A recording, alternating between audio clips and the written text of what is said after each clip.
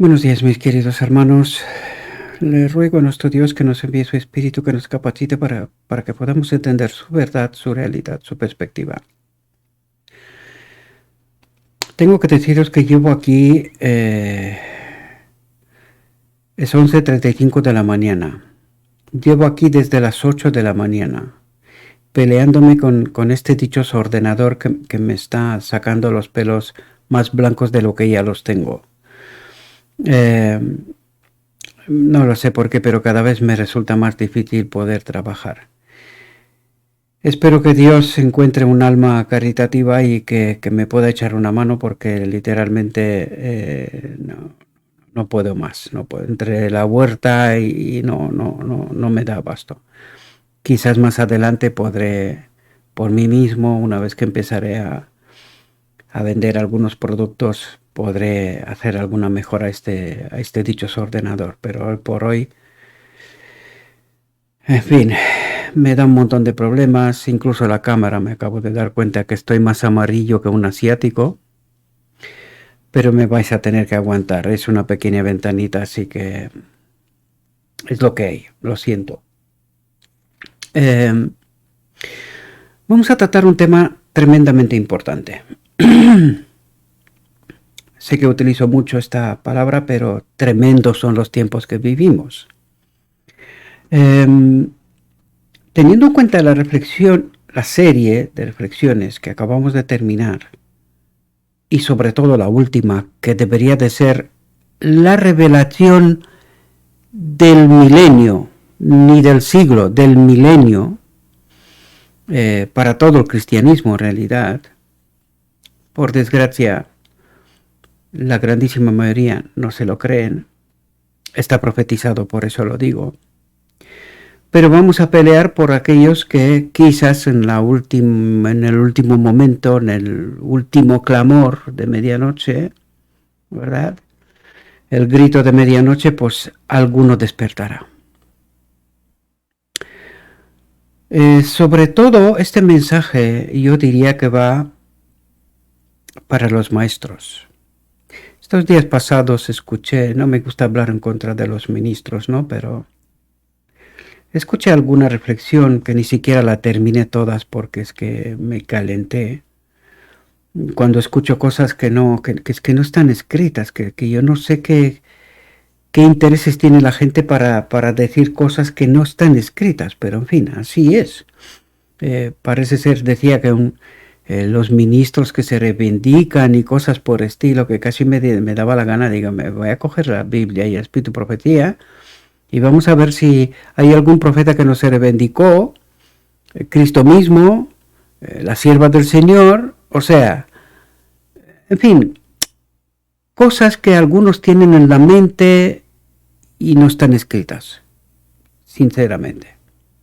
Pues este tema va para los ministros, mis amados. Porque teniendo en cuenta el último tema que presentamos, debemos de entender de una vez de dónde surge el engaño del enemigo, la dichosa doctrina de la Trinidad, pero es que la dichosa doctrina de la Trinidad es consecuencia de no comprender el sacrificio de Cristo completo, tanto en la encarnación como en la cruz.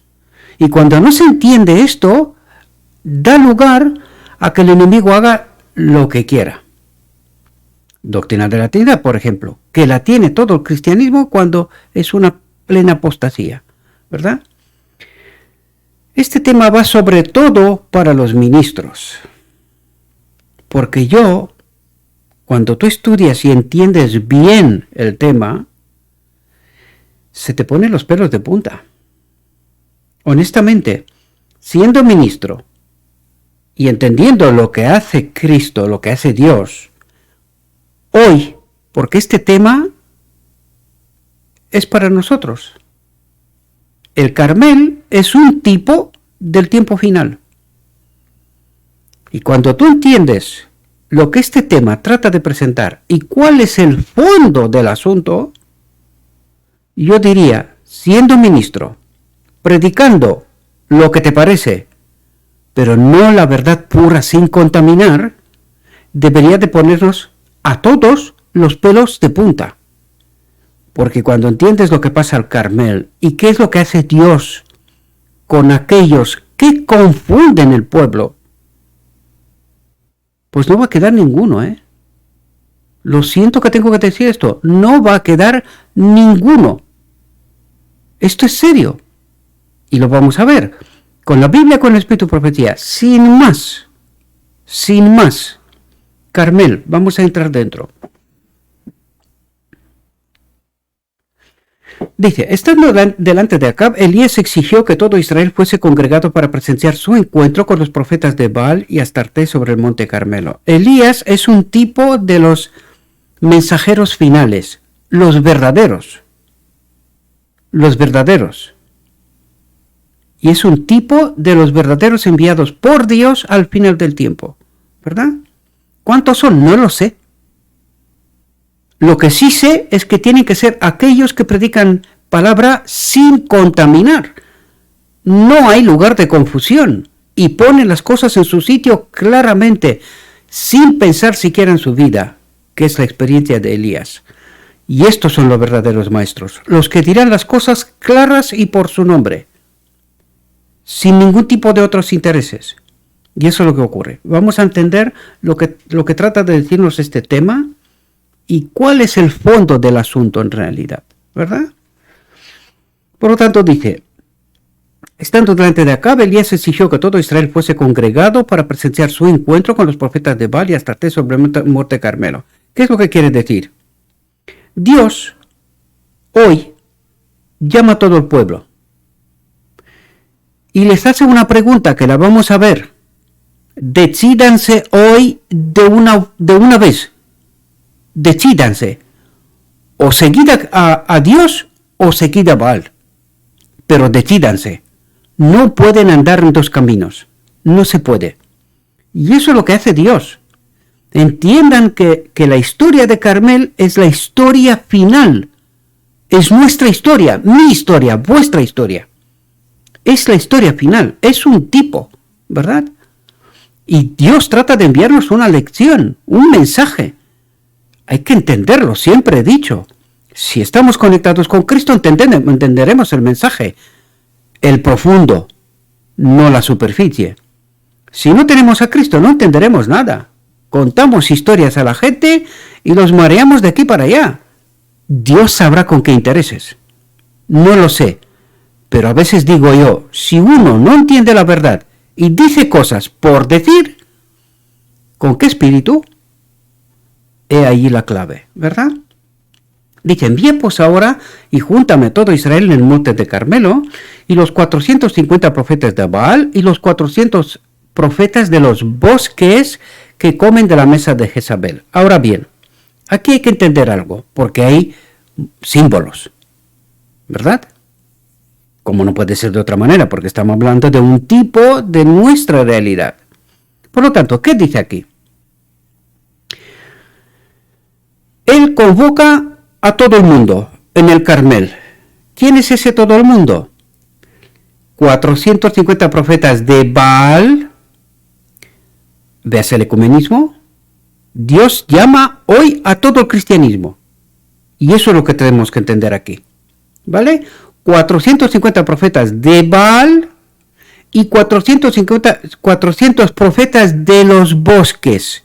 ¿Qué representa el bosque? ¿Qué símbolo es el bosque? Hombre. Profetas colocados por los hombres, maestros, que les gusta escucharlos. De Israel. ¿Verdad? Los profetas de Jezabel son de Babilonia, son de fuera. Pero los profetas de los bosques son profetas de Israel. Colocados por Israel, por los hombres. Hay que entender el símbolo, ¿verdad? Dice que comen de la mesa de Jezabel. Que están todos metidos en el ecumenismo. Comen la mesa del que los puso, ¿verdad? Dice, la orden fue dada por alguien que parecía estar en la misma presencia de Jehová. ¿Qué dice? La orden fue dada por alguien que parecía estar en la misma presencia de Jehová. Es decir, vienen con una voz clara, con un mensaje claro, potente, sin miedo, sin valorar siquiera su propia vida. Porque en realidad lo estaban persiguiendo a matarlo, a Elías.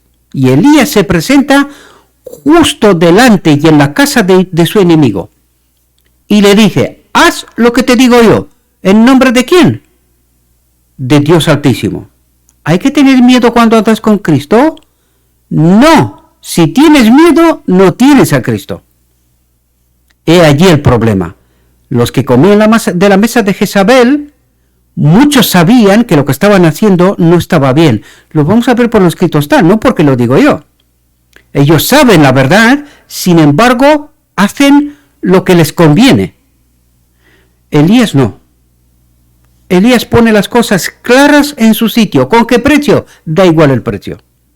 Aunque le cueste la vida, da igual, ¿verdad? Y dice, la orden fue dada por alguien que parecía estar en la misma presencia de Jehová. Y Acab obedeció enseguida, como si el profeta fuese el monarca y el rey un súbdito.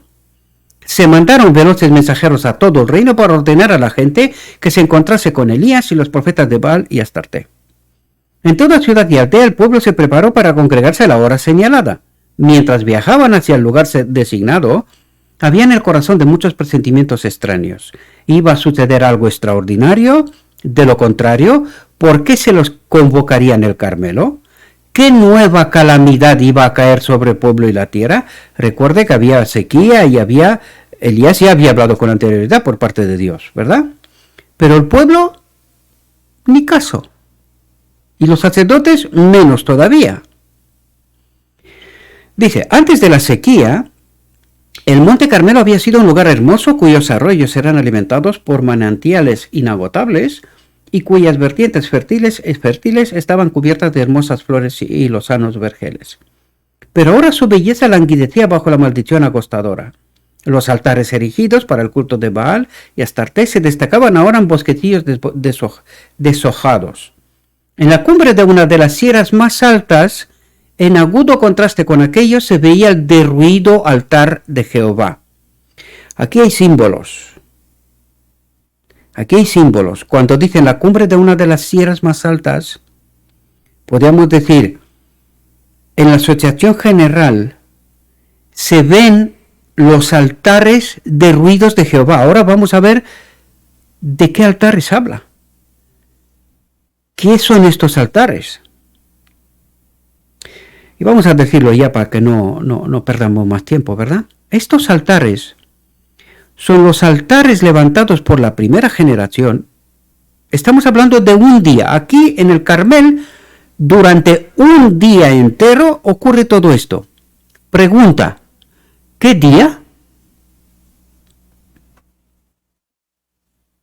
Si estamos hablando del final del tiempo, ¿qué día es? El día de la expiación. Lo que ocurre en este día, en el día de la expiación, ocurre igual. Pero recuerden que estamos hablando del final de ese día. O sea, sobre todo es la parte final de ese día, no del transcurso, ¿verdad? Aunque también hay que entender lo que estamos en todo el día, ¿no? Entonces, día típico, día de la expiación, nuestra realidad, ¿verdad? Y dije, en la cumbre de una de las sierras más altas, en agudo contraste con aquellos, se veía el derruido altar de Jehová. ¿Qué significa esto? El altar levantado en la primera generación. Todo tiene que ver con la verdad pura sin contaminar. Y sobre todo, tiene que ver con a quién adoramos. Tiene que ver con la adoración. ¿A quién adoramos? Porque cuando estamos hablando de los 10 principios, 10 fundamentos, 10 leyes de la ley moral, la primera parte tiene que ver con la divinidad. Pero si tú no estás adorando al verdadero Dios, todo lo demás es imposible. Porque lo demás, sin Cristo, es imposible. Entonces, ¿dónde está la clave? ¿Qué es lo que sabe muy bien el enemigo para que esta ley quede en nada? Si nosotros no adoramos al verdadero Dios, todo queda en nada. ¿Qué es lo que ha tocado? La divinidad. Y por eso decía yo, la clave está en las reflexiones que hemos tratado de entender hasta ahora. Si no entendemos la obra de Jesucristo, quién era Él, por eso nos fuimos a la Trinidad, por eso aceptamos todo tipo de cuentos e historias, por eso el tiempo final y esa mucha luz que nos tiene que dar la verdad pura sin contaminar. La ropa blanca, la que nos da, o sea, con la que tenemos que entrar en la boda del Cordero, esta ropa blanca se refiere al Evangelio puro, sin confusión, sin contaminación. Y nosotros lo que necesitamos es esta ropa blanca, que es un carácter, que es la presencia de Cristo, que es la verdad pura sin contaminar. Y esa es la clave. Esto es lo que el enemigo sabe, que si nosotros no sabemos la verdad, adoramos a un falso Dios, por lo tanto no podemos acudir a la boda del Cordero, por lo tanto no hay una última generación. Y esto lo sabe el enemigo muy bien. ¿Quién no lo sabe? Vamos a ver quién no lo sabe, ¿verdad? Dice, el Carmelo dominaba una vasta extensión del país. Sus alturas eran visibles desde muchos lugares del reino de Israel. Al pie de la montaña había sitios ventajosos desde los cuales se podía ver mucho de lo que sucedía en las alturas. Símbolos. Y os dejo que vosotros también tratéis de entender algunas cosas, ¿verdad? Porque si no se me va a alargar esto mucho. Dice, Dios había sido señaladamente deshonrado por el culto idólatra que se desarrollaba a la sombra de las laderas boscosas, a la sombra de los árboles, ¿verdad? Es decir, un culto idólatra perpetuado por los maestros, ¿puestos por quién? Laderas boscosas, por los árboles, por los hombres. Los hombres habían colocado a sus maestros y los seguían. ¿En qué? En un culto idólatra. ¿Qué es la iglesia? ¿Cuántas profundidades hay? Hoy en realidad yo tenía intención de presentaros otro tema, para que se pueda entender cuál es el verdadero reino de Dios, quiénes son los ministros, en fin, muchas cosas, ya lo tocaremos. Pero Cristo dijo, no, este es el tema. Lo que sigue es esto. Entonces me someto y os presento su tema, ¿verdad? Y dice, Dios había sido señaladamente deshonrado por el culto idólatra que se desarrollaba a la sombra de las laderas boscosas, y Elías eligió esta elevación como el lugar más adecuado para que se manifestase el poder de Dios y se vindicase el honor de su nombre. Esto quiere decir que Elías escoge la posición de donde sea bien escuchado, bien visto, bien comprendido, y que el mensaje de Dios llegue, penetre. Pero como bien sabemos, al final del tiempo solo un grupo pequeño se salvará. La gente escuchará el mensaje, pero el mensaje es tan sorprendente hoy que no se cree. Yo he visto la acogida que tuvo el material, la última reflexión. Aquí tiene que ser una bomba. Para el cristianismo tiene que ser una bomba. O sea, al cristianismo les ha desmontado la iglesia. Los ha dejado como Adán en Edén cuando se separó de Dios, desnudos por completo. Cuando tú entiendes dónde se hizo el sacrificio por el pecado y qué es lo que pasó en la cruz. Cuando comprendes eso, se te derrumba toda la teología. Todo. Porque todo está construido sobre arena, en realidad. Cuando entiendes la verdad. Cuando no quieres entender la verdad, pues pasa lo que pasa. Siempre pasa esto. Yo ya lo sé, porque ya lo sé, y por eso pregunto una y otra vez, ¿cuál es el espíritu que tenemos? Porque este espíritu influye de tal modo que estas reflexiones, que son verdad pura sin contaminar, no se escuchen. Las escuchan un grupo pequeñito. ¿Pero qué es este? Con la mayoría. Nada, insignificante. Y eso es lo que está pasando en realidad, ¿verdad? Dice, temprano por la mañana del día señalado, del día señalado. Las huestes del apóstata Israel. ¿Qué? Apóstata Israel. Lo vamos a ver con textos hoy que se refieren directamente a nosotros. Nosotros somos este apóstata Israel. La Odisea apostasiada, muerta, literalmente. Dice, dominada por la expectación, se reunieron cerca de la cumbre. Los profetas de Jezabel desfilaron en un despliegue imponente con toda la pompa real. El monarca apareció, ocupó su puesto a la cabeza de los sacerdotes, mientras que los clamores de los idólatras le daban la bienvenida. ¿Verdad? Y esta es la iglesia, con todo su fast, su presentación, todo lo que queramos. Esta es la iglesia. Y de esta iglesia habla Dios. La iglesia en donde mucha gente está dentro y creen que están haciendo lo correcto, mientras Dios le está diciendo, apóstata Israel. Y al final vamos a ver más textos para que estemos bien seguros que se refiere a nosotros, porque a nosotros se refiere. Hoy, aparte de ellos, ¿verdad? Dice, pero había aprensión en el corazón de los sacerdotes al recordar que la palabra del profeta a la tierra de Israel la tierra de Israel se había visto privada de rocío y de lluvia durante 3 años y medio. ¿Esto qué quiere decir? Rocío y lluvia. Privada de la presencia del Espíritu de Cristo. ¿Desde cuándo? Desde 1888. Esta es nuestra experiencia del día de la expiación, ¿verdad? Esa es nuestra experiencia.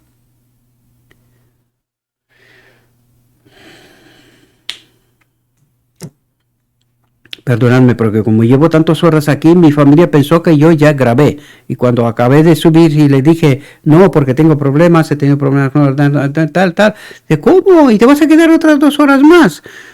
Digo, no lo sé si serán 2 horas, pero todavía no he grabado, ¿vale? Así que por eso estoy pensando que igual me mandan algún mensaje, ¿no? Perdonadme por tanta interrupción, pero esta es mi realidad.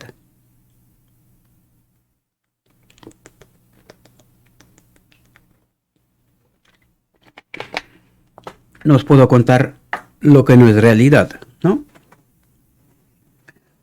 Dice, se sentían seguros de que se acercaba una terrible crisis. Y hoy los maestros lo saben. Ellos saben que hay una crisis y saben que les va a tocar. Lo saben.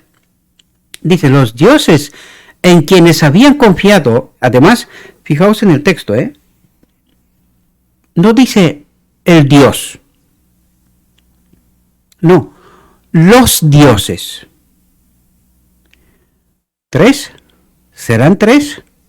Hoy, los dioses. ¿Y Elías en nombre de quién habla?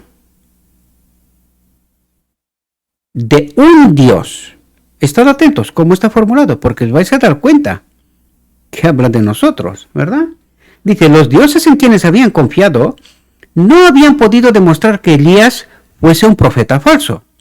Esos objetos de su culto habían sido extrañamente indiferentes a sus gritos frenéticos, sus oraciones, sus lágrimas, su humillación, sus ceremonias repugnantes, sus sacrificios costosos e incesantes.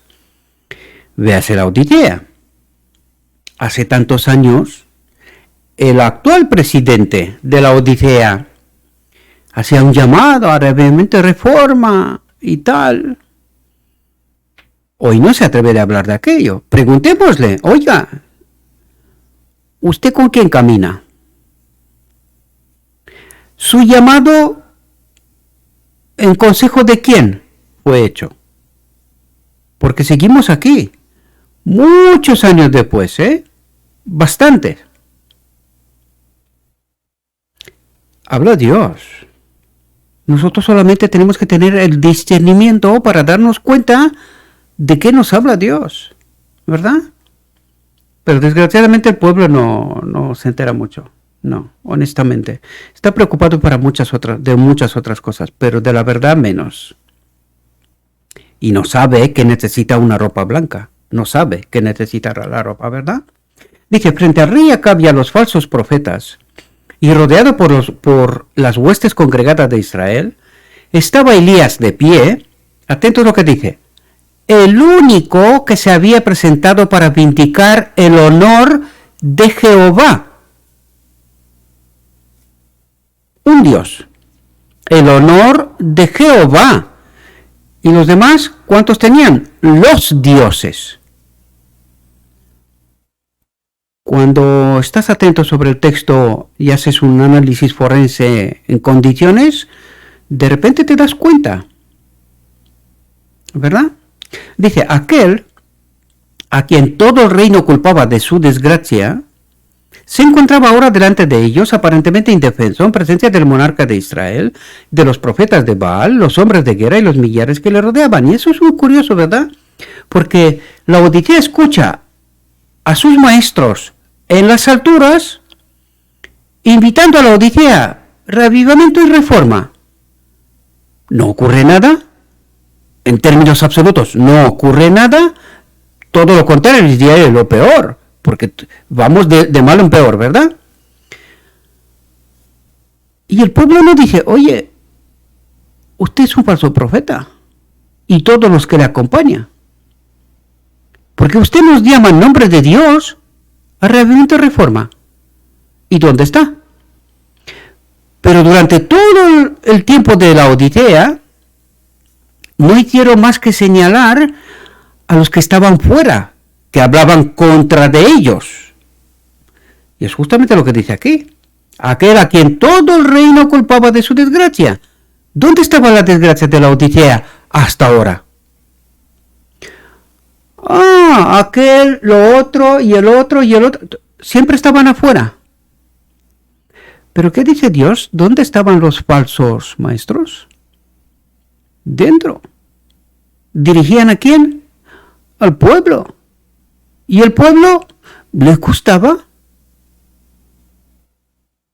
¿Les gustaba? Porque tenía tanta pompa y como dijo antes, ¿no? ¿Cómo dijo? Los profetas de Jezabel desfilaron en un despliegue imponente con toda la pompa real. El monarca apareció, ocupó su puesto a la cabeza de los sacerdotes, mientras que los clamores de los idólatras le daban la bienvenida. ¿Ocurre hoy? Madre mía. Pero dice, no, el próximo fin de semana viene el pastor con renombre, títulos, doctorados, tal, viene a predicar en nuestra iglesia. Y todo el mundo, no queda ni un hueco.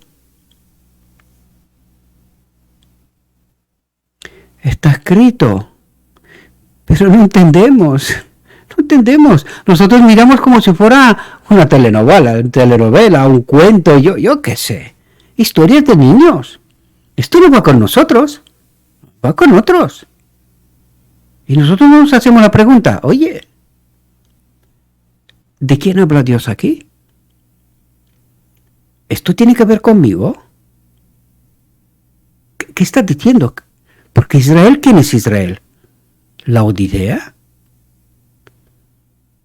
Y falsos profetas en la Odisea.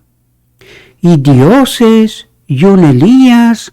O sea, ¿qué pasa aquí? ¿Eso qué es eso? ¿Cómo es eso? No nos hacemos preguntas. No. Nosotros confiamos. Oye, ellos saben lo que tienen que hacer, ¿no? Claro. Vamos a ver la historia.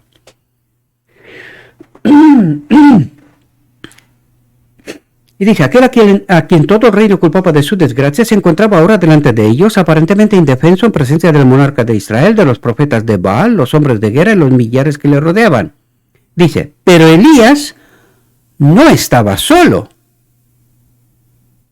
Había alguien invisible con él, ¿verdad? Dice, sobre él. Y en derredor de él estaban las huestes del cielo que le protegían, ángeles excelsos en fortaleza. Ahora vuelvo yo a nuestra realidad. Los que tienen que predicar este mensaje, ¿están solos? ¿Quién les acompaña? Dice. Muchos. Invisibles, pero muchos. De parte de Dios, ¿verdad? Hay que tener miedo para proclamar la verdad pura, sin contaminar. Hay que tener miedo. Pues si tienes miedo, no tienes a Cristo. Lo siento, pero está así. Eso funciona así.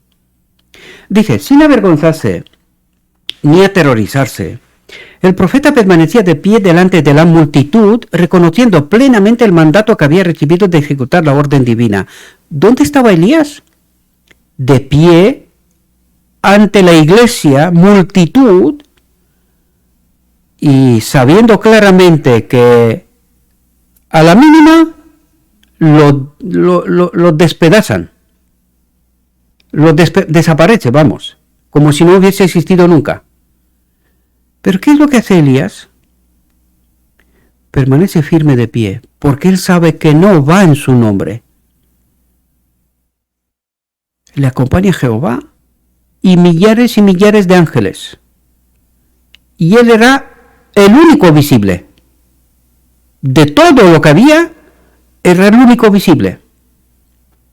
Ante toda esta multitud de apóstatas. Dice, iluminaba su rostro una pavorosa solemnidad. Iluminaba su rostro. Véase Adán en Edén, véase Jesús Monte Transfiguración, véase el remanente final sellado. ¿Entendés lo que está pasando aquí? ¿Quién acompañaba a Elías? ¿Quién acompaña a los mensajeros finales para poder dar semejante mensaje? Que tú le digas a toda esta gente apostasiada que están adorando a un falso Dios.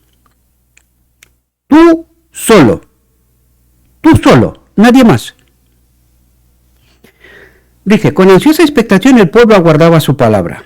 Mirando primero el altar de Jehová, que estaba derribado. ¿Qué es lo que mira el pueblo? La primera generación, que ese altar está derribado, doctrinas, enseñanza, la profetisa ya no tiene valor, no hay que tenerla en cuenta. Es decir, este es el altar que Cristo mismo levantó acompañándolos, ¿verdad? Todo espíritu profecía, todo el mensaje, todo lo que habían descubierto ellos. Este es el altar de Jehová derribado. Dice, mirando primero el altar de Jehová, que estaba derribado. Y luego, a la multitud, Elías clamó con los tonos claros de una trompeta, Isaías 58, ¿hasta cuándo claudicaréis vosotros entre dos pensamientos? Dice, ¿de qué está hablando? Pensamientos. ¿Qué quiere decir?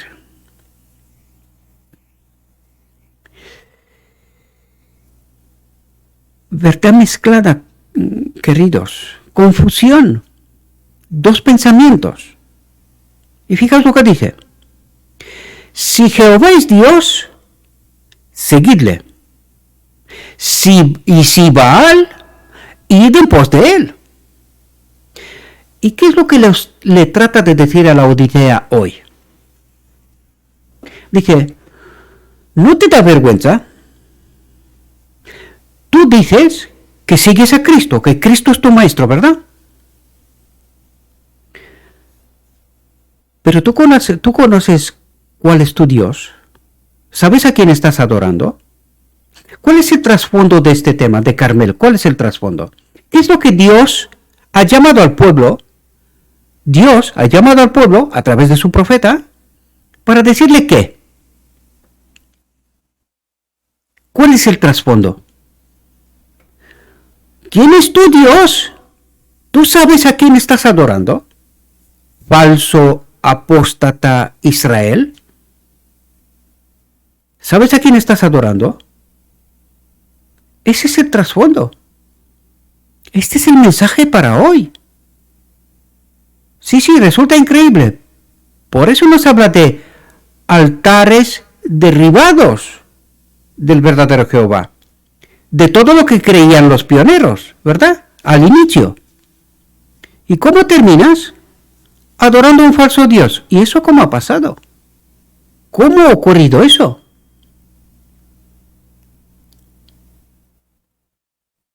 Nos lo dirá. Para que podáis entender de qué nos habla Dios hoy, Volvamos a la reflexión anterior. Y vamos a ver qué nos dijo Dios en la reflexión anterior. Y mi pregunta, porque yo, al presentar esta reflexión, llamé a un amigo mío al que llevamos muchos años buscando un texto alto y claro que lo diga blanco sobre negro, la obra de Cristo, el sacrificio de la encarnación y el sacrificio de la cruz. Yo ya lo había identificado porque os lo presenté, ya os lo dije, que llevo desde el principio presentando esto. Pero no tenía un texto alto y claro como este, que lo explique claramente cuándo y qué sacrificio ocurrió en la encarnación y qué sacrificio ocurrió en la cruz. Entonces yo le llamé y le dije, para de buscar, no hace falta, ya lo he encontrado. Ahora la pregunta clave es, ¿desde cuándo está este texto aquí? Fijaos, 20 de julio de 1899. Este texto está aquí. Ni siquiera está modificado ni nada, es tal cual, es tal cual. Ahora, yo me pregunto,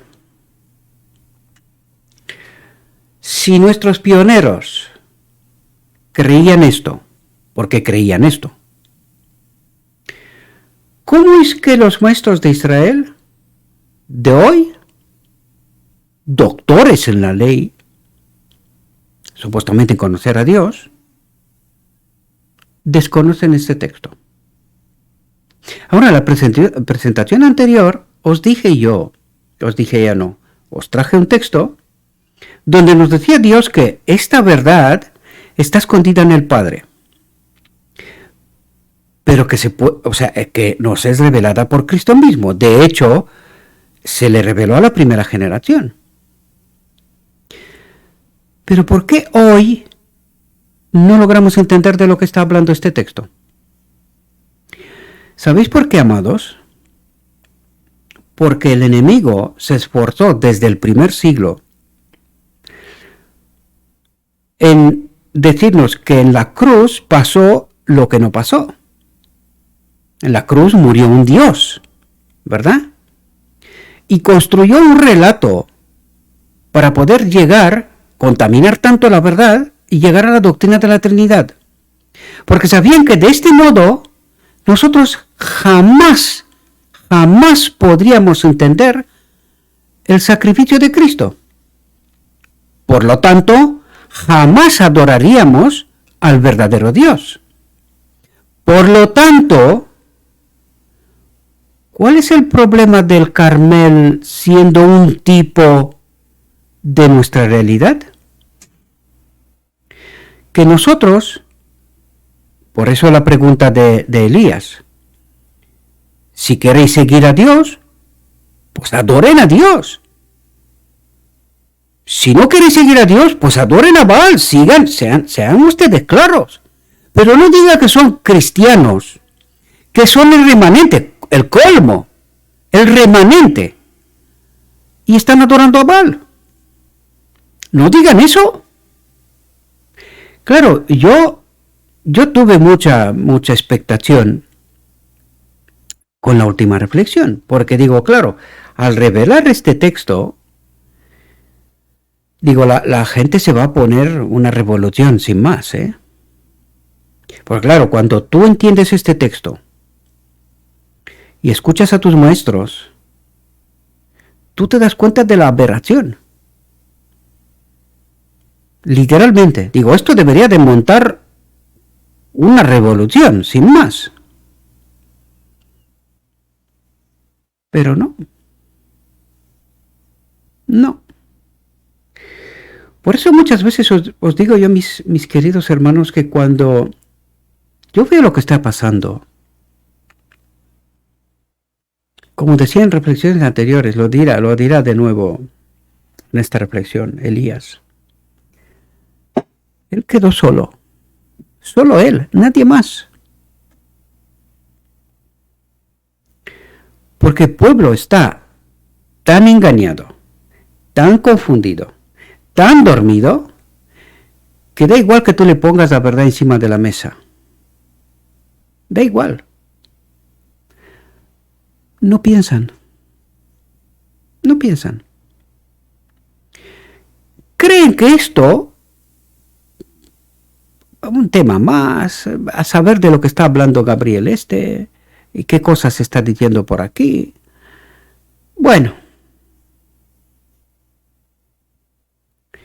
Y no entendemos, mis amados. Y nos va la vida en ello.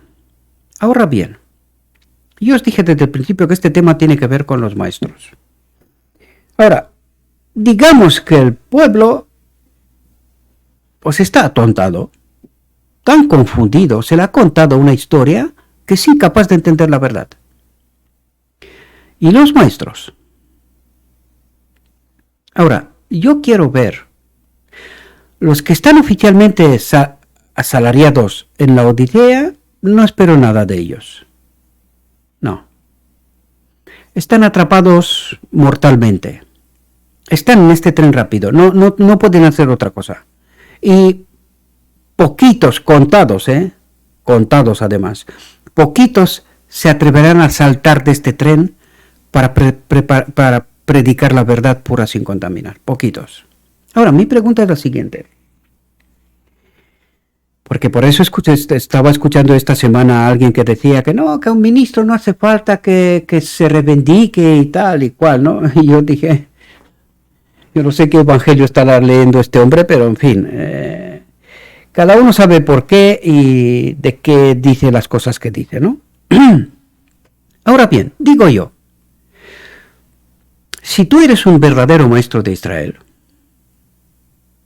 si estás enviado por Cristo y te acompaña Cristo, este es tu mensaje de hoy.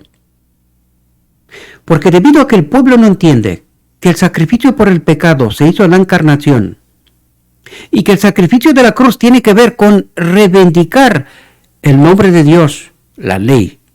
Un hombre puede obedecer a la ley y eso es lo que ha hecho Cristo, por eso llegó a la cruz. Y que a consecuencia de esto también se le quitó el dominio a Satanás, porque él fue el que dijo que un hombre no puede obedecer la ley. Pues Cristo vino, reivindicó el nombre del Padre y dijo, la ley es buena, se puede obedecer, y por consecuencia le volvió a quitar el dominio robado a Adán por engaño, ¿verdad? Cuando tú no entiendes qué pasó en la encarnación, qué sacrificio hubo lugar allí, y qué pasó en la cruz, qué sacrificio hubo lugar allí, ¿qué estás predicando al pueblo? ¿Cuál es tu Dios? ¿Cuál es tu Cristo? Porque a Satanás no le importa un pepino que tú le llames Cristo mientras no tienes la verdad y predicas basura, a él le da igual. Él sabe que estás perdido. Pero ahora yo te pregunto a ti, maestro, ¿qué estás predicando? ¿Cuál es tu Dios? Esa es la pregunta de 1.000 millones. Porque partiendo de aquí, puedes empezar a desmontar doctrina de la Trinidad y un montón de otras cosas. Pero ¿por qué salió la doctrina de la Trinidad?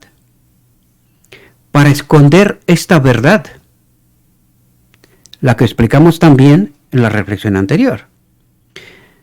Y ahora digo yo, reivindícate. Tú di que estás acompañado por Cristo. Cuéntaselos a tu gente y preséntale a este Cristo su verdadera obra. No le cuentes lo que ha contado Satanás desde el primer siglo. No. Esta es la verdad. Contada por Cristo mismo. Está en el Espíritu Profecía. Yo no he contado nada. No hay aquí ni una coma que la puse yo. Aquí la tienes. Este es el verdadero Dios.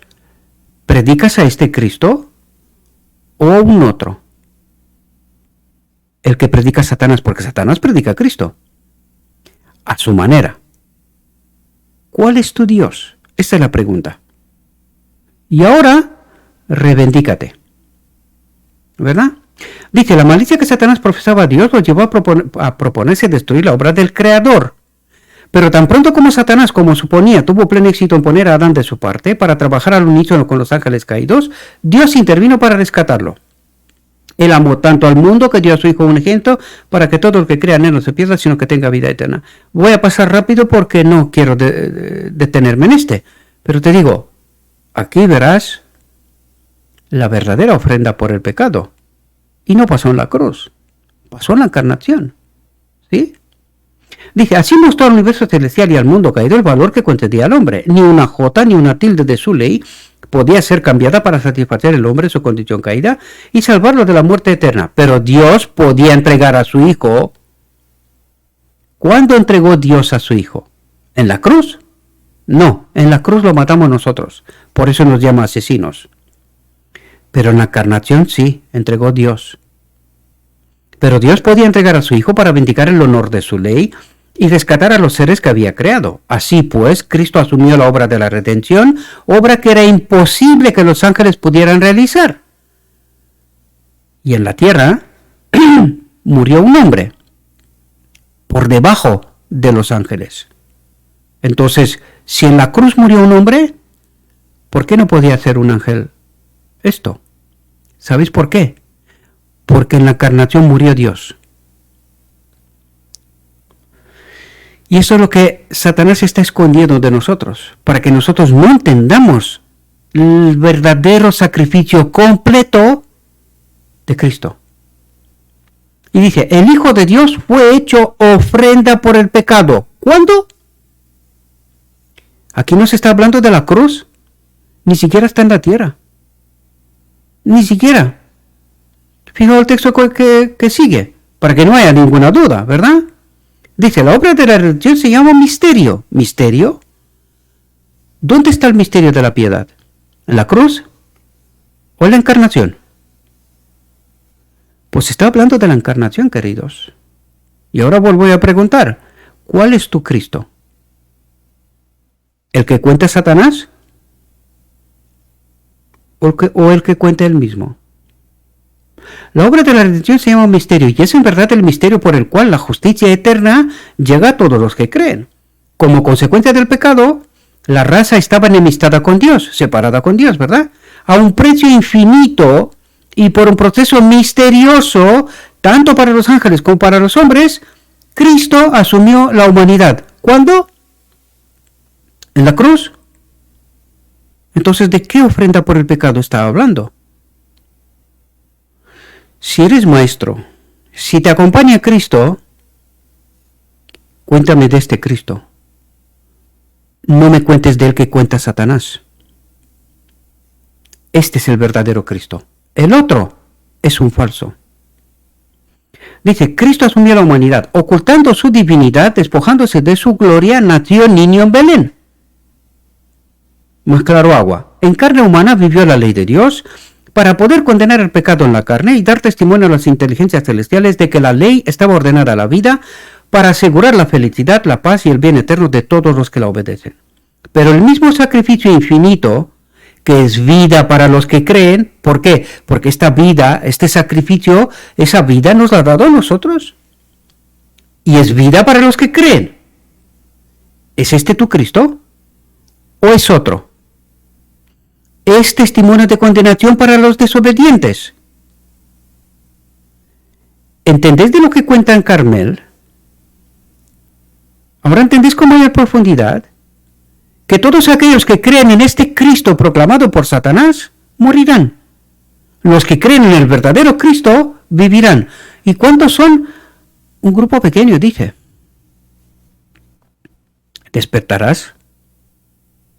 Tu ministro, que tú dices que estás escogido por Dios y que solamente ante Dios tienes que dar cuenta, ¿de acuerdo? ¿Cuál es tu Cristo? ¿Este o otro? Pues quiero escuchar que prediques a este. Quiero verte valiente, pero dudo mucho que lo harás, porque tendrás que retractarte de muchas cosas que has predicado hasta hoy. Y no creo que seas más valiente que los asalariados que están en la Odisea. No creo que serás más valiente. Solo serás valiente si te acompaña Cristo. Si te acompaña Cristo, tu vida te dará igual. Si no te acompaña Cristo, seguirás predicando al Cristo que predica Satanás. A este predicarás. Dice, en carne humana vivió la ley de Dios para poder condenar el pecado en la carne y dar testimonio a las inteligencias celestiales de que la ley estaba ordenada a la vida para asegurar la felicidad, la paz y el bien eterno de todos los que la obedecen. Pero el mismo sacrificio infinito que es vida para los que creen, es testimonio de condenación para los desobedientes, hablando de muerte y no de vida. Y eso es lo que está tratando de decirle en Carmel Dios a Israel apostasiado, ¿verdad? Y a la Odisea también, ¿verdad? Volvemos a nuestra reflexión. Dice, el pueblo no le contestó una palabra. Cuando Elías les reta, si Dios es Dios, seguidle. Si Baal es Baal, seguid a Baal. El pueblo no le contestó una palabra. Y eso es lo que está pasando ahora. Lo acabo de demostrar. La reflexión anterior, hablamos del verdadero Cristo, del verdadero sacrificio. El pueblo no le contestó una palabra. El silencio me chirría las orejas. No escucho nada, nada. El pueblo está aturdido, no sabe lo que querer. No sabe quién es su Dios. Lo vamos a ver. El Carmel es un tipo de nuestra realidad. Y habla Dios. No soy yo. No, habla Dios. Y hay que entender qué me está diciendo a mí hoy, aquí, ahora. Dice, en toda esa vasta asamblea, nadie se atrevió a revelarse leal a Jehová. Y aunque yo os presenté la verdad, os presenté el sacrificio, ¿qué pasó en la encarnación? ¿Qué pasó en la cruz? No habrá valientes. Más bien muchos cobardes, eso sí. Pero valientes no habrá. ¿Sabes por qué lo creo esto? Porque está escrito. Está escrito. Y no solamente este texto. Terminaremos con más textos para que lo veáis. ¿Verdad? Dice, como una nube oscura, el engaño y la ceguera se habían extendido sobre Israel. Esta apostasía fatal no se había apoderado de repente de ellos. Piensen en el día de la expiación. Lo que nosotros estamos tratando de entender, todas esas cosas estaban resueltas en la primera generación. Cristo no podía venir en 1888 sin que aquel pueblo tenga la ropa blanca. Le faltaba una cosa. Importante cosa, ¿verdad? Pero solo le faltaba una cosa. Todo lo demás lo tenían. Lo tenían claro. ¿Cómo ha llegado este Israel en tal apostasía? Dice, esta apostasía fatal no se había apoderado de repente de ellos, sino gradualmente a medida que en diversas ocasiones habían dejado de oír las palabras de amonestación y reproche que el Señor les mandaba. ¿Qué hicieron con la sierva? La mandaron para Australia, separó a John C. Waggoner también y a ella. ¿Por qué? Porque no querían escuchar más amonestaciones. No querían escuchar que han apostasiado de la fe. ¿Cómo ha llegado este pueblo donde está? Lo habla Dios, ¿eh? No es Gabriel, no. Las orejas, bien grandotes. La mente, expándela, para que puedas entender. Aquí habla Dios. Y habla de mí, de ti y de nuestra realidad. Dice, habían dejado de oír las palabras de amonestación y reproche que el Señor les mandaba. Cada desviación del recto proceder, cada negativa a arrepentirse, yo me pregunto, ¿de qué arrepentirse la Odisea? Pues de 1888. Dar un paso atrás, reconocer, oye, nos hemos equivocado. Vamos a empezar de nuevo. A ver si es posible. ¿Verdad? Porque Dios no es un juguete. Hoy lo dejo, mañana lo llevo y cosas por el estilo. Sin embargo, Dios esperó arrepentimiento. Pero no va a ocurrir. Porque la vanidad y el orgullo del hombre es sobremanera. Es sobremanera. ¿Verdad? Dice, cada desviación de recto proceder, cada negativa a arrepentirse, había intensificado su culpa. Es decir, lo había metido en más oscuridad. Y los había alejado aún más del cielo. Y la pregunta que hacemos siempre, ¿y quién te sacará de allí? Si tú acabas de rechazar al único mediador. No hay otro. Y la única forma de volver al punto es reconocer que te has equivocado, que él tenía razón. ¿Lo harás?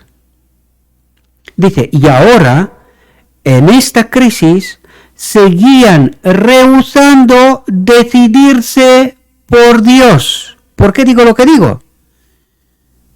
¿Quién ve desde el principio al final? Dios. ¿Te arrepentirás? Honestamente lo dudo, pero alguno despertará. Alguno. Pero Dios sabe de lo que habla. Dios no se engaña. Él sabe desde el principio el final. Y después de haber predicado toda tu vida mentira y engaño de Satanás, a ver si eres valiente ahora y decir, me he equivocado. He sido un ignorante. He sido un ignorante. Si queremos arrepentirnos, necesitamos reconocer cuál es nuestro error. Pero dudo mucho que lo harán. Y ahora en esta crisis seguían rehusando decidirse por Dios. Dice, el Señor aborrece la indiferencia y la deslealtad en tiempo de crisis para su obra. Y esto es lo que a mí honestamente me espanta. Porque yo sé que hay mucha gente honesta. Yo no sé que hay mucha gente honesta. Incluso sé pastores que son honestos. Pero Dios dice, si tú has averiguado esta verdad, entiendes la crisis. Por eso yo lloraba reflexiones anteriores. Porque cuando yo veo este cuadro, amados, me pongo a temblar, honestamente. Me pongo a temblar. Tú no puedes quedarte en indiferencia y deslealtad frente a Dios.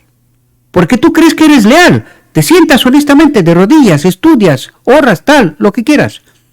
Pero esta verdad nos es revelada. Y cuando tú te enteras de esa verdad, permanecer en silencio, indiferente, amados, moriréis. No os lo toméis en broma. Eso no es broma, queridos. Moriréis. No podéis ser contados con los leales cuando se comportan como cobardes, desleales. El Señor aborrece, dice, la indiferencia y la deslealtad en tiempo de crisis para su obra. Todo el universo contempla con interés indecible las escenas finales de la gran controversia entre el bien y el mal. Los hijos de Dios se están acercando a las fronteras del mundo eterno. ¿Qué podría resultar de más importancia para ellos que el ser leales al Dios del cielo? ¿Y qué es lo que quiere decir Dios? ¿Me estás contando que te has enterado de la verdad y que no te atreves a proclamarla? ¿Y quieres ser salvo? Pues lo siento, no entiendes el conflicto. Lo que está en juego es el nombre de Dios. Aquí en la tierra tiene que haber un remanente final. Y si tú te callas, ¿quién hablará? ¿Quieres ser salvo? Yo espero que entendáis, mis amados. Yo espero en nombre de Jesucristo que entendáis, que alguno despierte, que alguno se dé cuenta de la importancia del mensaje, porque no son bromas. No son bromas. ¿Qué podría resultar de más importancia para ellos que el ser reales al Dios del cielo? A través de los siglos, Dios ha tenido héroes morales, dice. Héroes. ¿Estás entre los héroes o entre los cobardes? Tú eliges. De ti depende. Dice, y los tiene ahora en aquellos que como José, Elías y Daniel no se avergüenza de reconocerse como su pueblo particular. Pueblo particular. La bendición especial de Dios acompaña. ¿Cuál es la bendición especial de Dios? Su presencia, su espíritu. Su espíritu. La bendición especial de Dios acompaña las labores de los hombres de acción que no se dejan desviar de la línea recta ni del deber, sino que con energía divina preguntan: ¿quién es de Jehová? Y da igual que algunos dicen, oye, no nos gusta lo que prediques, ¿sabes? No queremos que participes con nosotros. Es mejor que te quedes de un lado, ¿verdad? Pero estos hombres, como José en Egipto, como Elías en Carmel, como Daniel en el hoyo de los leones, da igual, ellos no miran sus vidas. Ellos entienden el conflicto. ¿Qué está en juego? Es el nombre de Dios. Eso está en juego, el nombre de Dios. ¿Quién eres tú, un pobre hombre, que te atrevas a no confiar en Dios? Y tu vida tiene más precio que la gloria de Dios. No entendemos el conflicto, mis amados. No entendemos el conflicto. Esta es la clave. Y pregunta, ¿quién es de Jehová? Porque los de Baal ya lo sé quiénes son. ¿Y de Jehová quién es? Y cuando se hace esta pregunta es porque miras alrededor y solo ves a Baal. ¿Y quién es de Jehová? ¿Hay alguno por ahí de Jehová? Porque a Baal lo escucho todos los días. ¿Y de Jehová hay alguno? Dice, son hombres que no se conforman con hacer la pregunta, sino que piden a quienes decidan identificarse con el pueblo de Dios que se adelanten y revelen inequívocamente su fidelidad al Rey de Reyes y Señor de Señores. Y vuelvo a preguntar, ¿quién es de Jehová? Porque los de Baal los conozco. Tales hombres subordinan su voluntad y sus planes a la ley de Dios. No importa que me quite la bota, porque escucho a mucha gente dice, no, estamos en tiempos que se necesitan hombres que no se vendan, no se compren y tal. Digo, déjate de contar historias. Déjate de contar historias. Ya tienes la verdad. Cristo se ha revelado. De nuevo. ¿Quién es de Jehová? Esa es la pregunta. ¿Eres valiente? ¿Estás dispuesto a tirarlo todo por la borda por Jehová? Porque si no, ya sé de quién eres. Pero de Jehová no, ya te lo digo yo. Dice, por amor hacia Él, ¿por qué? Por amor hacia Dios, no consideran preciosa su vida. Su obra consiste en recibir la luz de la palabra y dejarla resplandecer sobre el mundo rayos claros y constantes. Su lema es ser fieles a Dios. ¿Necesito arrepentirme yo? No. Se equivocan quien cree esto, porque yo ya lo sé por qué predica quien predica, y lo sé también porque le pregunta a la gente que le pregunta. No necesito reivindicarme. ¿Sabes lo que necesito? ¿Entiendes los frutos? Eso es lo que te estoy señalando. ¿Quién es tu Cristo? ¿El que predican los de Baal? ¿Este es tu Cristo? Porque aquí te hemos revelado la verdad. ¿Eres de Jehová? Y te estás cayendo. Tu vida y todo lo que has obtenido, tu vanidad, tu gloria, es más importante que Él. Entonces no eres de Jehová. O al menos no aún. Y por eso digo yo, ¿alguien entiende los frutos de este ministerio? Porque ya sé quién es de Baal. Yo ya lo sé que Baal presenta muchas cosas. Confusión, mezcla de verdad y error. Y la gente no se entera. La gente necesita que alguien le diga cuál es el camino. Si la gente estudiaría, no necesitaría que nadie le cuente nada, ni siquiera yo. No necesitaría nada de esto. Lo sabría por experiencia, por caminar con Cristo. Pero por desgracia las cosas son como son. Y en este mundo se necesitan ¿Cuántos había? Dice José, Elías y Daniel. Solo 3 de toda la historia de la humanidad. Solo 3.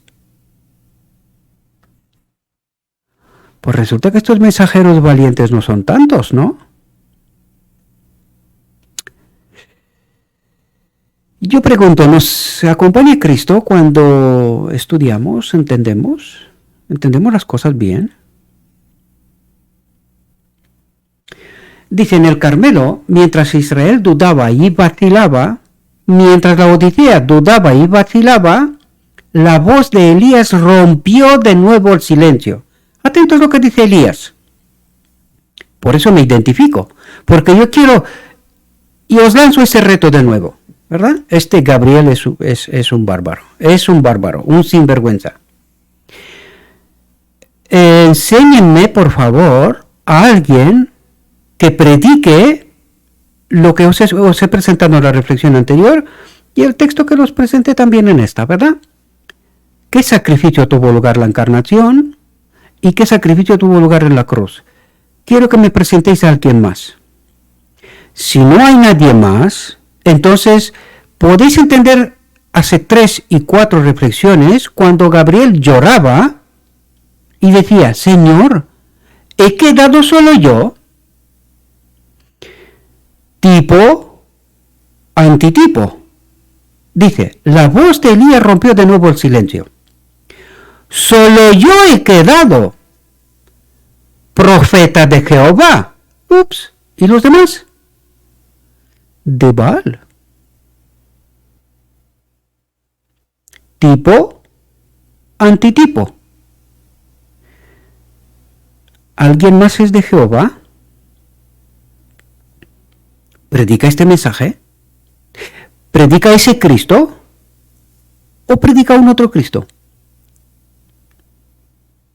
Solo yo he quedado profeta de Jehová. Profetas de Baal, hay muchos.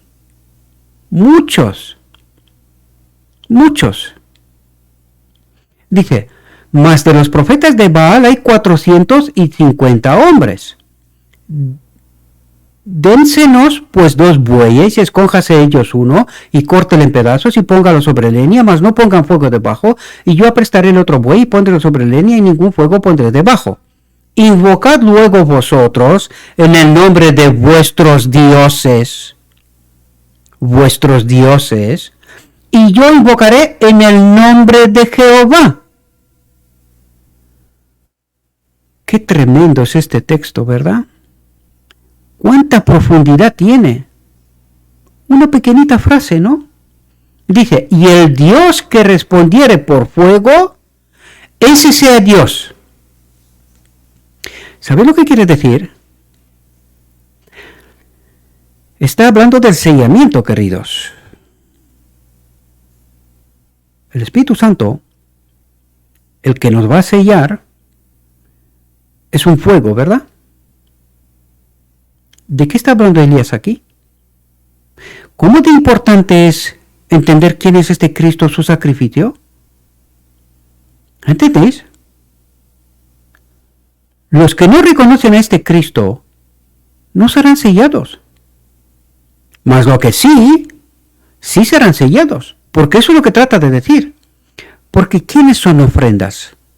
¿Cómo presentar a Cristo a los 144.000? Como primicia ante el Padre. ¿Qué son? Ofrendas. Vamos a entender mejor la frase ahora. Invocad luego vosotros en el nombre de vuestros dioses, y yo invocaré en el nombre de Jehová. Y el Dios que respondiere por fuego, el Dios que va a sellar, ese sea Dios. Y los fieles serán sellados. Los que tienen la verdad pura sin contaminar, la ropa blanca, serán sellados. Los falsos, no. Eso es lo que está diciendo. Tenéis a Cristo, maestros, que parece ser que no os reivindicáis, ¿no? Dicen algunos. ¿Tenéis a Cristo? ¿Entendéis de lo que está hablando? Este Gabriel, qué bárbaro, tío. Este tío es fuera de lugar. Fuera de lugar. Necesita reivindicarse, ¿verdad? Dice, la propuesta de Elías será tan razonable que el pueblo no podía eludirla. De modo que tuvo valor para responder, bien dicho. Los profetas de Baal no se atrevían a elevar la voz para disentir. Yo me pregunto, ¿por qué? ¿Por qué hay tanto silencio hoy? Os contaba yo en reflexiones anteriores, la mosca la escucho volando a miles de kilómetros. Los profetas de Baal no se atrevían a elevar la voz para disentir. Y dirigiéndose a ellos, Elías les indicó, escogeos un buey y haced primero, pues que vosotros sois los más, e invocad en el nombre de vuestros dioses, mas no pongáis fuego debajo. Dice, con apariencia de audacia y desafío, pero con terror en su corazón culpable, los falsos sacerdotes prepararon su altar. Los falsos sacerdotes prepararon su altar. Pusieron sobre la leña y la víctima y luego iniciaron sus encantamientos. Encantamientos, dice. Sus agudos clamores repercutían por los bosques y las alturas circunvecinas mientras invocaban el nombre de su Dios diciendo, Baal, respóndenos, danos lluvia tardía. Y el pueblo no se entera. No se entera. Dice, los sacerdotes se reunieron alrededor del altar y con saltos, contorsiones y gritos, mesándose el cabello y lacerándose la carne, suplicaban a su Dios que les ayudase. Ahora dice, a su Dios. ¿Quién es? Satanás. Claro. Dice, transcurrió la mañana, llegaron las 12 y todavía no se notaba que Baal oyera los clamores de sus seducidos adeptos. Ninguna voz respondía a sus frenéticas oraciones. El sacrificio no era consumido. La lluvia tardía no venía, ni reavivamiento tampoco. Todo lo contrario. Esta iglesia está cada vez más apostasiada. Mientras continuaban sus frenéticas devociones, los astutos sacerdotes procuraban de continuo idear algún modo de encender un fuego sobre el altar y de inducir al pueblo a creer que ese fuego provenía directamente de Baal. ¿Qué ocurre desde aquella promesa de reavivamiento y reforma? ¿Qué ocurre? Están tratando de idear algún modo de que este pueblo siga engañado. Porque ¿qué es lo que están intentando hacer? Engañar al pueblo. ¿Engañar al pueblo? ¿Eso era lo importante? ¿O quién es el verdadero Dios? El pueblo está dormido, encantado. No se entera quién es su Dios. No se entera quiénes son sus maestros. No se entera cuál es su obra. Engañarlos. Mientras cobran, mientras estén en sus posiciones, mientras viven felices. Los astutos sacerdotes procuraban de continuo idear algún modo de encender un fuego sobre el altar y de inducir al pueblo a creer que ese fuego provenía directamente de Baal. Pero Elías vigilaba cada uno de sus movimientos. ¿Quién es Elías? Un bárbaro Gabriel y algún otro semejante. Que lo ponga todo encima de la mesa, no se calla una este tío, ni una. Y los sacerdotes, esperando contra toda esperanza que se les presentase alguna oportunidad de engañar a la gente, continuaban ejecutando sus ceremonias sin sentido. Ceremonias sin sentido. Mucha gente no se entera, queridos, porque escucho, mucha gente comparte y dice, no, el conflicto final, domingo, el sábado, sí. Cuando Israel fue arrasado, aún guardaba el sábado. Y fue arrasado. ¿Por qué? Se lo dijo Cristo mismo. Vuestro padre es Satanás. Vosotros podéis guardar el sábado. Y lo guardaban. ¿De qué servía? Ejecutando ceremonias sin sentido. Sin Cristo no hay nada. No hay nada. Y si tú no entiendes quién es tu Dios, cuál es la obra de Cristo, ¿a quién estás adorando? Esa es la pregunta. Primera, ¿a quién estás adorando? Luego hablamos de la ley. Pero primero, ¿quién es tu Dios? ¿Lo sabes? Y aconteció al mediodía que Elías se burlaba de ellos, diciendo, gritad en alta voz que Dios es, quizás está conversando, o tiene algún empeño, o va de camino, acaso duerme y despertará. Me parece mucho a Gabriel este tío, ¿eh? Este es bárbaro igual, ¿eh? Vaya cachondo el tío. No creo que veáis semejanza. Igual se está reivindicando, ¿verdad? Se está reivindicando. ¿Quién es Él? ¿Y quién es su Dios? Ellos clamaban a grandes voces y sajábanse, hay algunas palabras por aquí que me deja que no sé ni de qué hablo, con cuchillos y con lancetas conforme a su costumbre, hasta chorrear la sangre sobre ellos. Pasó el mediodía, y aunque ellos profetizaran hasta el tiempo del sacrificio del presente, no había voz, ni quien respondiese ni escuchase. Atentos ahora, dice. Gustosamente habría acudido Satanás en auxilio de aquellos a quienes había engañado, y que se consagraban a su servicio. ¿Quién estaba detrás? ¿Quién era su Dios? ¿Satanás? ¿Se enteraban? ¿Se enteraba Israel apóstata? No. ¿Y este? Dice, gustosamente habría mandado un relámpago para encender su sacrificio. Pero atentos. Pero Jehová había puesto límites y restricciones a su poder, y ni aun todas las artimañas del enemigo podían hacer llegar una chispa al altar de Baal. Estaba condicionado. Entonces, ¿de qué tienes miedo? Para poder proclamar este mensaje. ¿De qué tienes miedo? Si Dios está al tanto.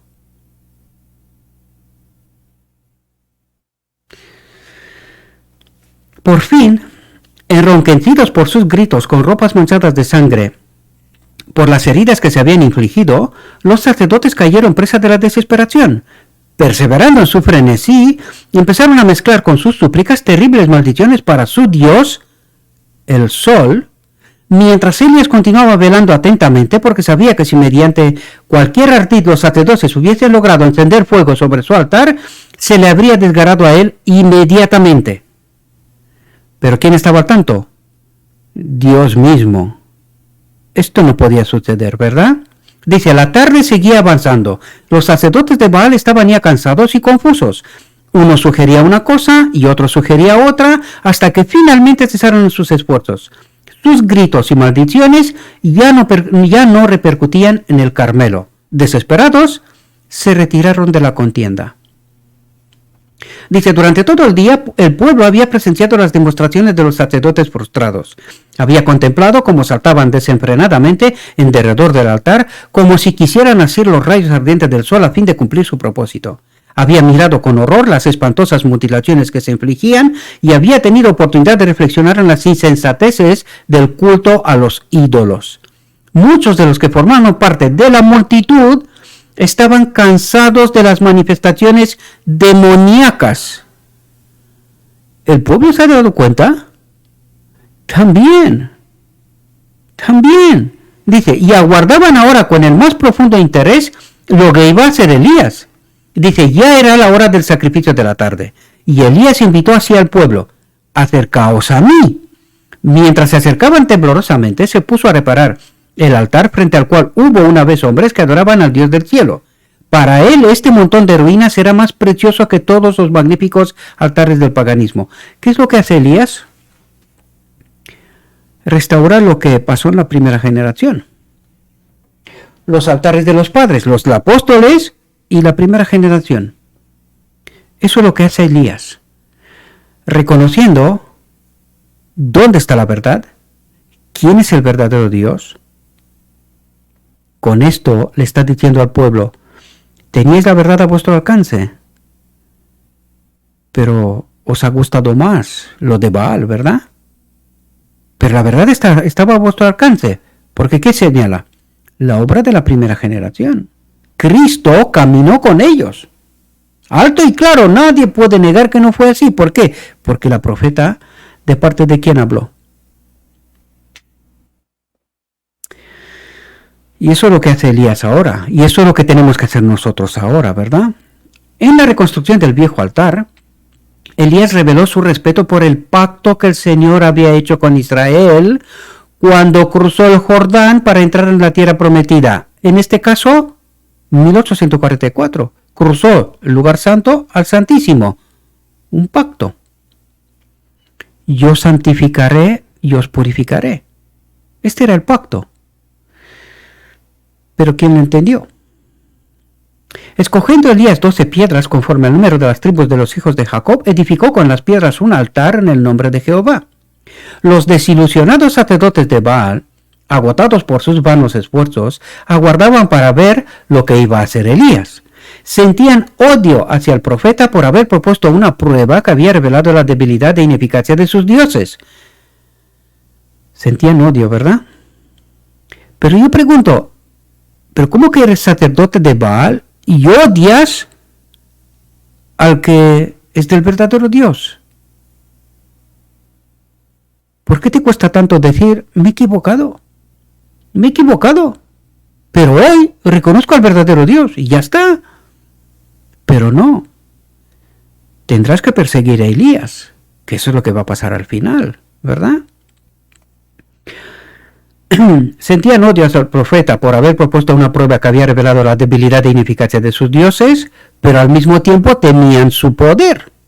El pueblo, también temeroso y con aliento en suspenso por la expectación, observaba mientras Elías continuaba sus preparativos. La calma del profeta resaltaba en agudo contraste con el frenético e insensato fanatismo de los partidarios de Baal. Dice, una vez reparado el altar, el profeta cavó una trinchera alrededor de él, y habiendo puesto la leña en orden y preparado el novillo, puso esa víctima sobre el altar y ordenó al pueblo que regase con agua el sacrificio y el altar. Sus indicaciones fueron, henchid 4 cántaros de agua y derramadla sobre el holocausto y sobre la leña, y dijo, hacerlo otra vez, y otra vez lo hicieron. Dijo aún, hacerlo la tercera vez, e hicieronlo la tercera vez, de manera que las aguas corrían alrededor del altar y había también henchido de agua la reguera. Dice, recordando al pueblo la larga apostasía que había despertado la ira de Jehová, Elías le invitó a humillar su corazón y a retornar al Dios de sus padres, a fin de que pudiese borrarse la maldición que descansaba sobre la tierra. Luego, postrándose reverentemente delante del Dios invisible, elevó las manos hacia el cielo y pronunció una sencilla oración. ¿Pronunció qué? Una sencilla oración. Nada más. Así de claro. Desde temprano por la mañana hasta el atardecer, los sacerdotes de Baal habían lanzado gritos y espumarajos mientras daban saltos. Pero mientras Elías oraba, no repercutieron gritos sobre la altura del Carmelo. Oró como quien sabía que Jehová estaba allí, presenciando la escena y escuchando sus súplicas. Los profetas de Baal habían orado desenfrenada e incoherentemente. Elías rogó con sencillez y fervor a Dios que manifestase su superioridad sobre Baal, a fin de que Israel fuese inducido a regresar hacia él. ¿Por qué estaba todo esto? Porque Dios todavía espera un remanente. Para eso está todo, ¿verdad? Dice, dijo el profeta en su súplica, Jehová, Dios de Abraham, de Isaac y de Israel, sea hoy manifiesto que tú eres Dios en Israel, y que yo soy tu siervo, y que por mandato tuyo he hecho todas esas cosas. Respóndeme, Jehová, respóndeme, para que conozca este pueblo que tú, oh Jehová, eres el Dios, y que tú volviste atrás el corazón de ellos. Sobre todos los presentes pesaba un silencio opresivo en su solemnidad.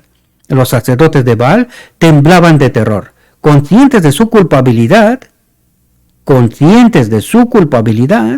veían llegar una presta retribución. Apenas acabó Elías su oración, bajaron del cielo sobre el altar llamas de fuego como brillantes relámpagos y consumieron el sacrificio, evaporaron el agua de la trinchera y devoraron hasta las piedras del altar. Aquí me he olvidado algo y quiero repasar esto. Perdonadme un segundo. Cuando aquí Elías, en 3 ocasiones, pide agua sobre el sacrificio, sobre Cristo, ¿sabéis lo que está haciendo en realidad? Por eso yo os presenté quién es el verdadero Cristo. Pues el agua limpia de impureza, lava todo, ¿verdad? Entonces, ¿qué es lo que trata de decir simbólicamente? Que el agua limpia, es decir, saca a relucir el verdadero sacrificio de Cristo, ¿verdad? Pues lo hace 3 veces. Ahora, necesitamos entender qué tiene que ver esto con nosotros al final. Mis amados, la ropa blanca es la verdad pura sin contaminar. El carácter también se refiere a esto, la verdad pura sin contaminar. Este agua sobre este sacrificio lo que quiere decir es que saca a relucir el verdadero sacrificio de Cristo, ¿verdad? ¿Cuándo? Justamente ahora al final del tiempo. ¿Por qué? ¿Por qué al final? Porque Dios necesita un remanente que glorifique su nombre y no tenga más tiempo el enemigo de pervertir esta verdad. Ya tuvo 2000 años. Desde el primer siglo y él pervirtió esta verdad. Pero ahora al final sale a relucir este sacrificio, el verdadero sacrificio, el que acepta a Dios. Y ahí por eso vemos 3 veces va lavando, ¿verdad? Va echando agua. ¿Por qué? Para sacar a la luz quién es el verdadero Dios. Y de este modo este pueblo se pueda definir quién es el verdadero Dios. Ahora recuerden que las llamas de fuego es el sellamiento. Entonces, serán sellados aquellos que entienden y proclaman este sacrificio, el verdadero sacrificio de Cristo, la encarnación y la cruz. Y esto se revela justo al final para que el enemigo no tenga más tiempo de pervertir esta verdad, ¿verdad? Por eso es justamente para la última generación. Por eso es tan importante entender nosotros esto. Y por eso os lo cuento, mis queridos hermanos, para que podáis entender por qué apenas ahora descubrimos, a pesar que ya habéis visto, la reflexión está de 1899. ¿Cómo que nadie nos ha dado cuenta de esto? ¿Cómo que nadie nos ha dado cuenta que dónde se pagó el sacrificio por el pecado? En la encarnación. ¿Cómo que nadie? Y espero que os dais cuenta que ahora es cuando Dios revela esta verdad para que el enemigo no tenga más tiempo de pervertirla. Y que el remanente final, el que acepta, será purificado, recibirá fuego del cielo, acepta ofrenda aceptable para Dios y será sellado. Por eso he vuelto atrás, porque esto es tremendamente importante para el remanente final, ¿verdad?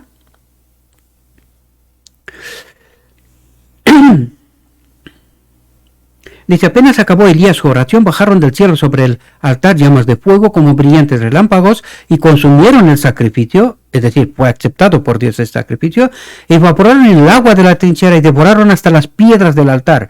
El resplandor del fuego iluminó la montaña y deslumbró a la multitud. Y en los valles que se extendían más abajo, donde muchos observaban suspensos de ansiedad, los movimientos de los que estaban a la altura, se vio claramente el descenso del fuego. Y es decir, y el mundo verá el sellamiento del pueblo de Dios. Por eso vendrán a matarnos, pero no podrán, ¿verdad? Dice, y todos se quedaron asombrados por lo que veían. Era algo semejante a la columna de fuego que al lado del mar rojo separó a los hijos de Israel de la hueste egipcia. ¿Os dais cuenta?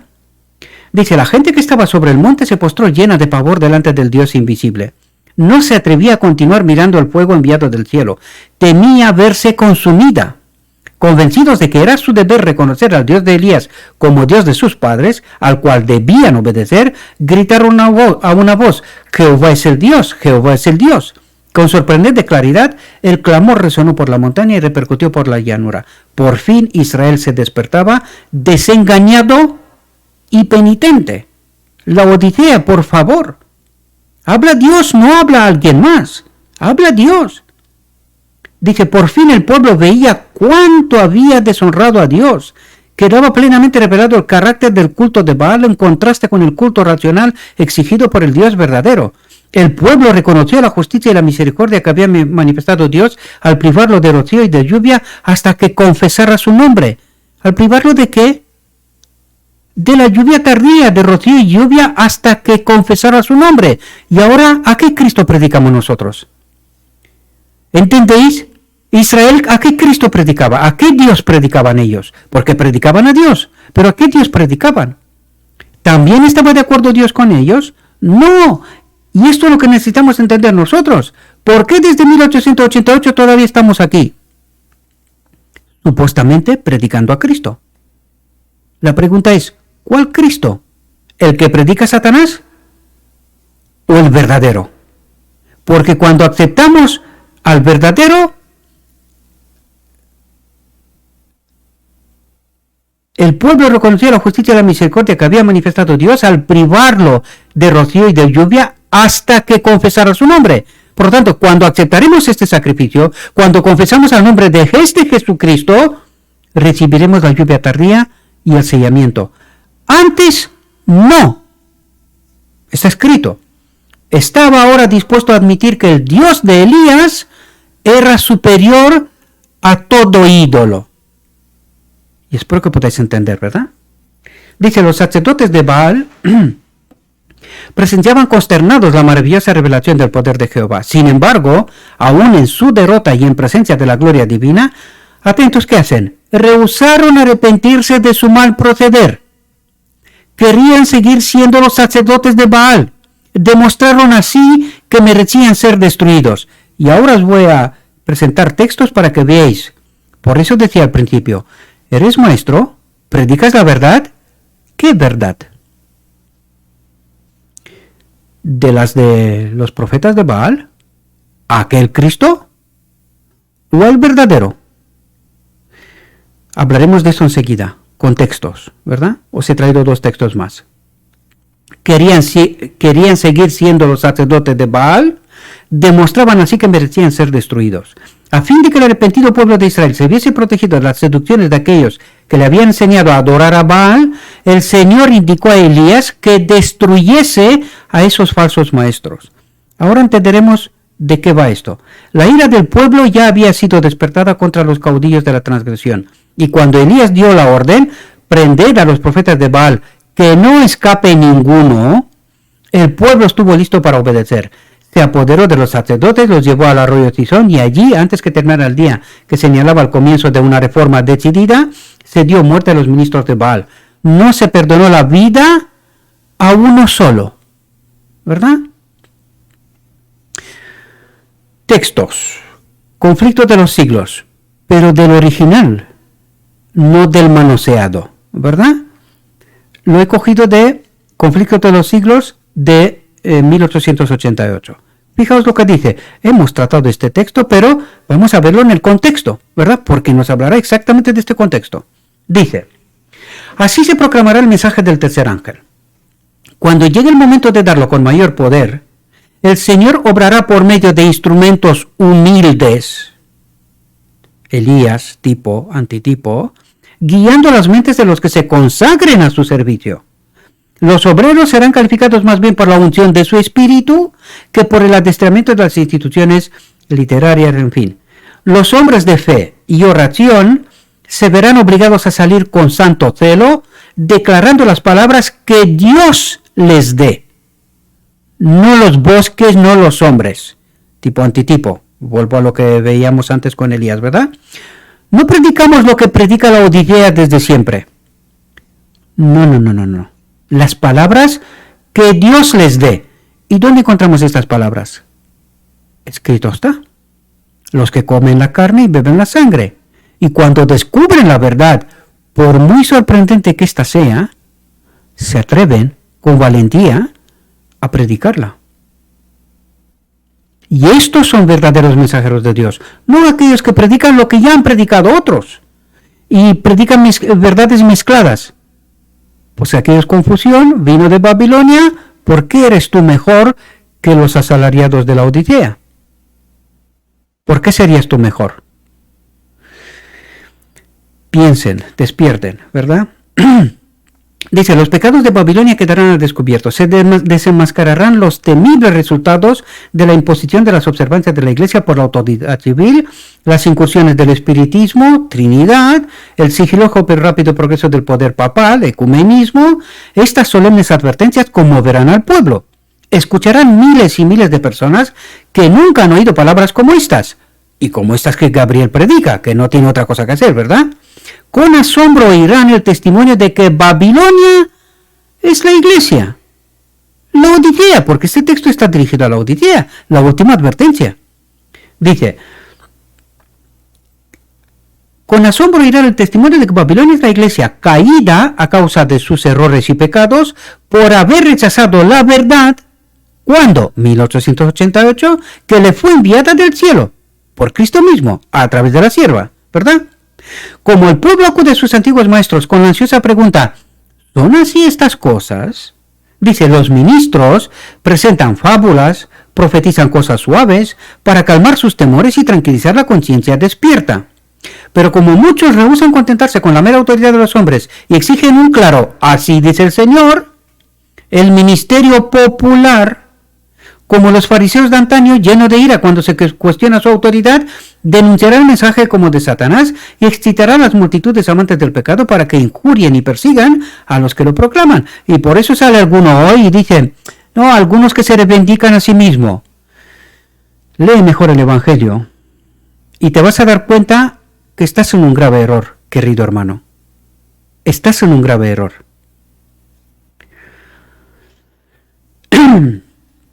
Ezequiel 9. Ezequiel 9 es exactamente lo que vimos del Carmel, la parte final. Fijaos lo que dice. Clamó en mis oídos con gran voz diciendo, los verdugos de la ciudad han llegado, y cada uno trae en su mano su instrumento para destruir. Y aquí que 6 varones venían del camino de la puerta de arriba, camino hacia el norte, y cada uno traía en su mano su instrumento para destruir. Y entre ellos había un varón vestido de lino, el cual traía a su cintura un tintero de escribano, y entrados se pararon junto al altar de bronce, y la gloria del Dios de Israel se elevó de encima del querubín sobre el cual había estado el umbral de la casa. Atentos, y dice, y llamó Jehová al varón vestido de lino. ¿Quién es? El Espíritu Santo, es Cristo mismo, el cuarto ángel, ¿verdad? Que tenía a su cintura el tintero de escribano. Y le dijo Jehová, pasa por en medio de la ciudad, por en medio de Jerusalén, y ponles una señal a la frente a los hombres que gimen y que claman a causa de todas las abominaciones que se hacen en medio de ella. Isaías 58, ¿verdad? ¿Quiénes son estos hombres? Pues os toca identificar. Y a los otros dijo, oyéndolo yo, pasad por la ciudad en pos de él y matad, no perdone vuestro ojo ni tengáis misericordia. Matad a viejos, jóvenes y vírgenes, niños y mujeres hasta que no quede ninguno, pero a todo aquel sobre el cual hubiere señal no os acercaréis y comenzaréis por mi santuario, dice. Comenzaron pues desde los varones ancianos que estaban delante del templo. Por el liderazgo empezó, ¿verdad? ¿Qué nos dijo la historia de Carmen al final? Esto mismo. Y les dijo, contaminad la casa, llenad los atrios de muertos, salid, y salieron y mataron la ciudad. Aconteció que cuando ellos iban matando y quedé yo solo, me postré sobre mi rostro y clamé y dije, atentos, dice, ay Señor Jehová, ¿destruirás a todo el remanente de Israel? ¿De quién está hablando, queridos? ¿Destruirás a todo el remanente de Israel, derramando tu furor sobre Jerusalén, sobre la iglesia? ¿Qué te parece la Odisea? ¿Cuántos textos hay que te está diciendo la verdad? ¿Pero la quieres escuchar? ¿O los profetas de Baal son más potentes? ¿Verdad? Su frenesí, sus saltos, sus gritos, sus autoridades y sus cosas son más potentes que el pobre y desgraciado Elías, ¿no? Y me dijo, la maldad de la casa de Israel y de Judá es grande sobremanera, pues la tierra está llena de sangre y la ciudad está llena de perversidad, porque han dicho, ha abandonado Jehová la tierra, y Jehová no ve, así pues haré yo, mi ojo no perdonará, ni tendré misericordia, haré recaer el camino de ellos sobre sus propias cabezas. Y he aquí que el varón vestido de lino, que tenía el tintero a su cintura, respondió una palabra diciendo, he hecho conforme a todo lo que me mandaste. ¿Le mandó quién? ¿Quién está en el santuario? Jesús. ¿Quién está en la tierra sellando a su pueblo? Santificando, purificando al pueblo y sellándolo. Cristo. Aquí lo tenéis, queridos. Aquí lo tenéis. Son textos que los hemos tratado ya más de una vez. Más de una vez. Pero aún así, este ministerio parece que tiene una maldición o algo por estilo, ¿verdad? Díjome, aquí se termina la reflexión. Bueno, se termina un poquito antes. Los otros textos será para que veáis que hay más textos que hablan de lo mismo. ¿Os habla de esto vuestros maestros? ¿Os he estado antes? Espero vuestras respuestas. Dijo mi guía: todavía hay mucha luz que debe brillar de la ley de Dios y del Evangelio de la Justicia. Este mensaje, entendido en su verdadero carácter y proclamado en el Espíritu, crecerá hasta alcanzar una importancia tan grande como apenas soñéis, y iluminará la tierra con su gloria. Les ruego a nuestro Dios, mis queridos hermanos, que nos envíe su Espíritu, que nos capacite, que podamos entender de qué nos habla. Hoy no hay tiempo de confusión. La verdad tiene que ser alta y clara. Moleste a quien moleste. Da igual. Da igual. Tenemos que ser capaces, ahora al final del tiempo, de dejar padre, madre, hermano, lo que fuera, por el nombre de Cristo. Si no, moriremos. Lo siento mucho. Y mi intención nunca, nunca, nunca es ofender a nadie. Sí despertar a todo aquel que quiere ser despierto. Y echar fuera todo tipo de confusión. Porque ya basta de confusión, ya basta de predicar vino de Babilonia, ya basta. Hay que ponernos con la verdad, con lo escrito está.